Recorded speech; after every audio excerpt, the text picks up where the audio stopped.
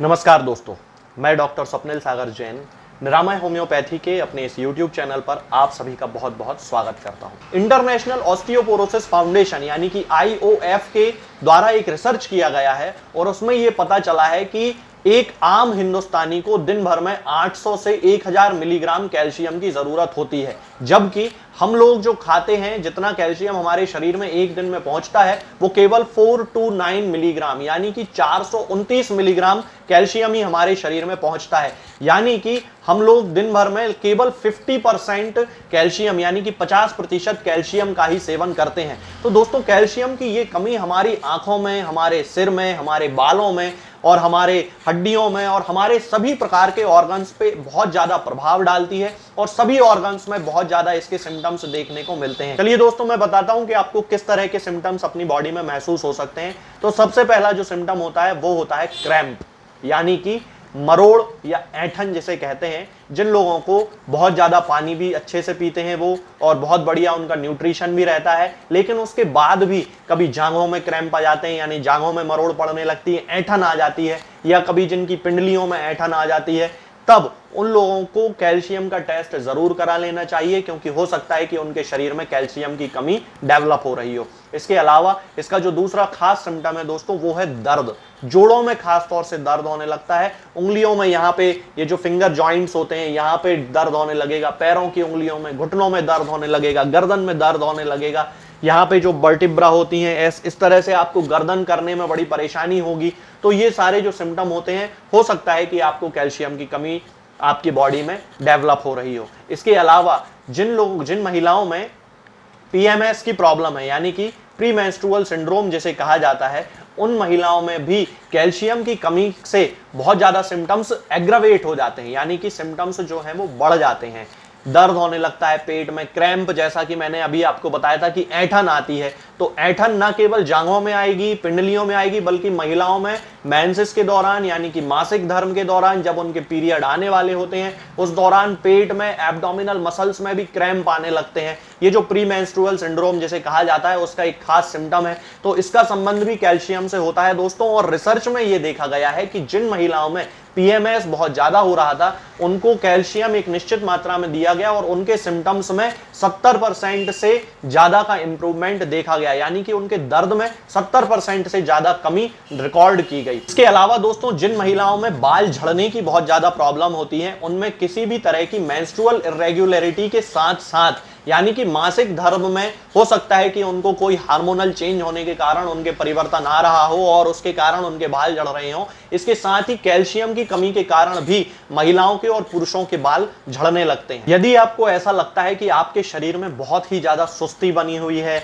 बिल्कुल किसी काम को करने में मन नहीं लगता है, आलस आता रहता है, लेटे रहने की इच्छा होती है, सोए रहने की इच्छा होती है, तो हो सकता है कि आपके शरीर में कैल्शियम की कमी डेवलप हो रही हो। इसके साथ साथ ही जिन लोगों को नींद ना आने की समस्या होती है और कोई उन्हें ऐसा रीजन समझ में नहीं आता कि ना वो चिंता कर रहे हैं कुछ और ना उनको कोई टेंशन है, फिर भी उन्हें नींद नहीं आ रही है, तो इसका संबंध भी कैल्शियम से दोस्तों होता है, क्योंकि कैल्शियम हमारे दिमाग के लिए भी बहुत ज्यादा जरूरी होता है। तो हो सकता है कि आपको कैल्शियम की कमी आपकी बॉडी में डेवलप हो रही हो। यदि हम इसके स्किन से रिलेटेड सिम्टम्स की बात करें दोस्तों, तो कैल्शियम की कमी जिन लोगों में होती है उन लोगों में स्किन सूखी हो जाती है, ड्राई हो जाती है। इस तरह जैसे ही उसको स्किन पे यदि ऐसी उंगली चला दी जाए तो वहां पे सफेद कलर की लाइनें पड़ने लगती हैं, लाल कलर की लाइनें पड़ने लगती हैं, त्वचा का रंग लाल हो जाता है, सफेद हो जाता है। इस तरह के सिम्टम्स कैल्शियम की कमी से आने लगते हैं। यदि हम नाखूनों की बात करते हैं तो नाखून दोस्तों अपने आप टूटने लगते हैं, इतने ज्यादा कमजोर हो जाते हैं कि नाखून अपने आप टूटने लगते हैं, ब्रिटल नाखून हो जाते हैं।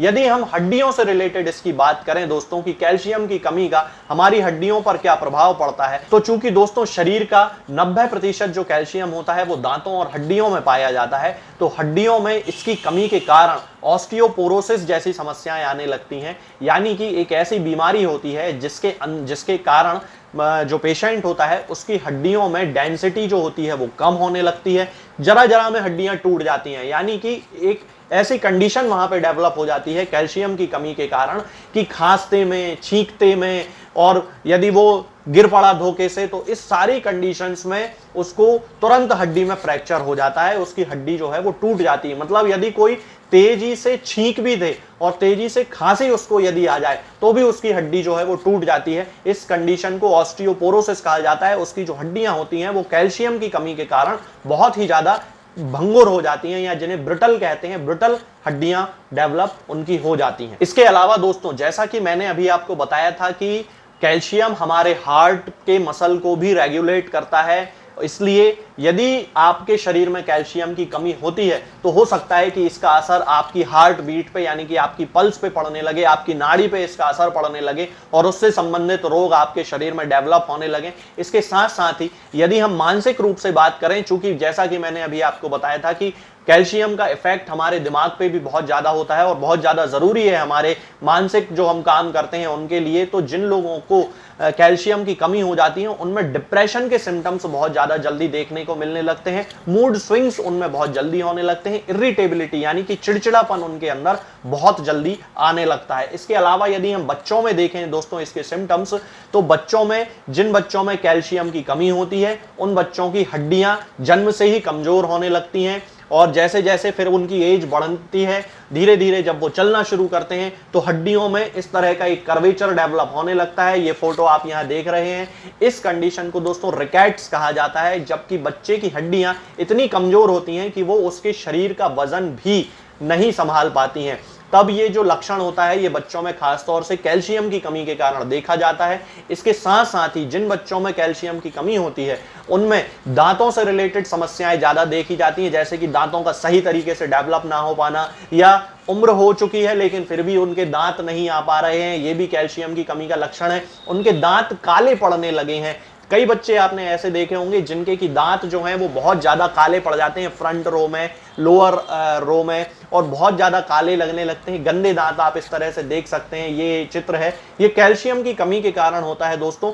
जिन बच्चों में कैल्शियम की कमी होती है उनमें खास तौर से ये लक्षण देखे जाते हैं। अब जैसा कि मैंने अभी आपको बताया था कि कैल्शियम की कमी के कारण थकान, मानसिक सुस्ती, इस तरह के लक्षण भी बहुत आते हैं, तो बच्चों में भी ये खास तौर से लक्षण देखा जाता है। तो दोस्तों फिर जिन बच्चों में कैल्शियम की कमी हो जाती है उनका पढ़ाई में मन नहीं लगता है, वो सुस्ती उनके अंदर आप देखेंगे, चेहरा बिल्कुल उनको डल लगता रहता है, उनका हाथ पैर बड़े कमजोर रहते हैं, थोड़ा सा ही काम करते हैं और वो थक जाते हैं, सीढ़ी चढ़ ली उन्होंने और उनको बहुत ज्यादा थकान हो जाती है, स्टेमिना उनके अंदर बिल्कुल नहीं रह जाता है। तो ये जो सारे सिम्टम्स होते हैं दोस्तों ये बच्चों में भी खास तौर से कैल्शियम की कमी के कारण बच्चों में देखे जाते हैं। तो दोस्तों यही सारे सिम्टम्स होते हैं जो हमें कैल्शियम की कमी के कारण देखने में मिलते हैं। तो हमें इन सिम्टम्स पे ध्यान जरूर देना चाहिए, क्योंकि जो कैल्शियम की कमी होती है वो बहुत लंबे समय बाद ही किसी व्यक्ति को पता चलती है। आमतौर पर इन लक्षणों पे जो लोग होते हैं वो ध्यान नहीं देते हैं। तो यदि आपके शरीर में लक्षण ऐसे पाए जा रहे हैं तो आपको जरूर ही एक बार अपना सीरम कैल्शियम टेस्ट करा लेना चाहिए। अपने शरीर में कैल्शियम का पता लगाने का जो टेस्ट किया जाता है वो जरूर करवा लेना चाहिए।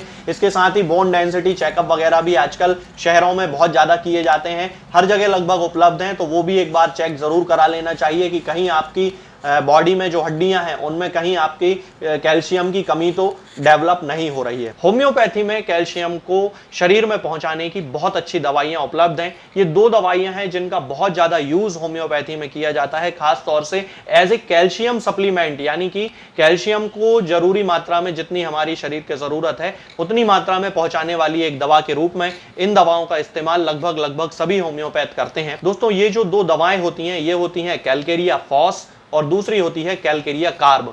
इन्हीं दोनों का कॉम्बिनेशन जो है वो एलोपैथी में दिया जाता है, यानी कि कैल्शियम फॉस्फेट और कैल्शियम कार्बोनेट, इन दोनों की ही एलोपैथी में टैबलेट दी जाती है और यही दवाइयां होम्योपैथी में पोटेंसी के फॉर्म में दी जाती हैं। तो दोस्तों कैलकेरिया कार्ब और कैलकेरिया फॉस का आपको यूज करना है, तरीका मैं आपको बता देता हूं। जिन भी लोगों को कैल्शियम की कमी हो, खास तौर से महिलाओं में ऐसा बहुत ज्यादा देखा जाता है कि मेनोपॉज के दौरान, यानी कि जब उनके मासिक धर्म खत्म होने की अवस्था आ जाती है 40-42 साल से शुरू करके और 50-60 वर्ष की उम्र तक, तब इस बीच उनके शरीर में कैल्शियम की बहुत ज्यादा कमी होने लगती है। तब उस कंडीशन में उनको कैलकेरिया कार्ब 200 पोटेंसी में 4 बूंद हफ्ते में 1 बार लेना है। किसी भी दिन वो ले सकती हैं, बस 1 बार लेना है। 4 बूंद सीधे आप जीभ पे रख सकती हैं। इसके साथ ही कैलकेरिया फॉस 3x पोटेंसी में लेके आना है। एक बार फिर से आप सुन लीजिए, कैलकेरिया फॉस 3x पोटेंसी में लेके आना है। इसकी 4 टैबलेट सुबह खाना है, 4 टैबलेट शाम को खाना है, सीधे जीभ पे रख के चूस लेना है। दवा खाने के 15-20 मिनट पहले से और दवा खाने के 15-20 मिनट बाद तक कुछ नहीं खाना है, ये याद रखना है। तो मैं एक बार फिर से रिपीट कर देता हूं, कैलकेरिया कार्ब 200 पोटेंसी में 4 बूंद लेना है, हफ्ते में एक बार, किसी भी दिन ले सकते हैं। और इसके साथ ही कैलकेरिया फॉस लेना है 3x पोटेंसी में, 4 टैबलेट सुबह खाना है, 4 टैबलेट शाम को खाना है।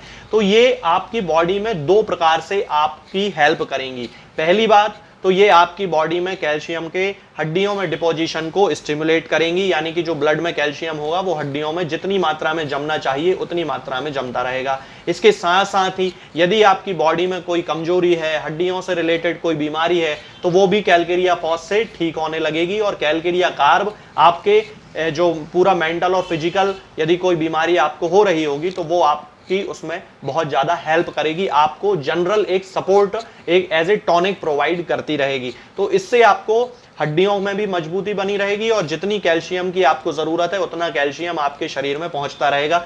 अब दोस्तों यदि हम टाइम पीरियड की बात करते हैं कि हमें कितने समय तक लेना है, तो मिनिमम 6 महीने तो इसको लेना ही चाहिए। 6 महीने से कम में कोई फायदा नहीं है। 6 महीने बाद अपनी कैल्शियम की जांच कराएं और उसके बाद यदि कैल्शियम अपने नॉर्मल लेवल पर आ गया है तो फिर धीरे धीरे इस डोज को बंद करना चाहिए। तो यही दोस्तों कैल्शियम के लिए सबसे अच्छा तरीका रहेगा कि एक्सेसिव कैल्शियम हमारी बॉडी में नहीं पहुंचना चाहिए, यानी कि जरूरत से ज्यादा कैल्शियम हमारे शरीर में नहीं पहुंचना चाहिए। आज के इस वीडियो में फिलहाल इतना ही दोस्तों। आगे के वीडियोज में मैं आपसे बात करूंगा कुछ नई बीमारियों के बारे में और उनकी होम्योपैथिक दवाओं के बारे में। तब तक के लिए जय हिंद, जय भारत।